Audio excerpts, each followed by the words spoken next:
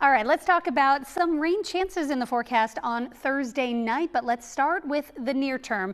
And the story for today will be the chill and the wind. The winds are picking up as we speak. A cold front, kind of a secondary cold front. One came through early yesterday. That second cold front, we were talking about this yesterday, came through just a couple of hours ago, and that really has started to ramp up the winds already. Right now, we've got temperatures in the mid 50s, 54 degrees in Philadelphia right now. But look at the wind, sustained at 21 miles an hour with gusts to 30 miles per hour right now at the airport. Very dry air moving in. Now, we did get enough. That light soaking of rain that came through early yesterday morning and Sunday night has at least lowered the extreme fire danger threat. So we do not have a red flag warning today. We do, however, have a special weather statement for New Jersey and Delaware, especially, leading to, again, the threat for rapid fire spread as the winds pick up.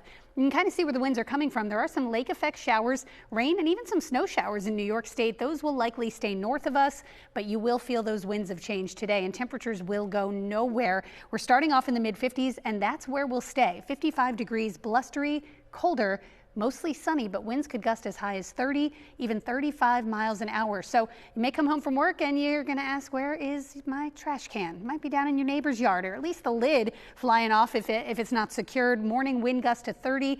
By midday, we've got gusts possibly as high as 35 miles an hour, especially up in the higher elevations. And this afternoon, same story. So any remaining leaves, they're coming down. And then tomorrow morning, winds die down a bit overnight. That will allow temperatures to really drop, and here's what you'll wake up to: 20s in many spots tomorrow morning with a low near freezing here in Philadelphia.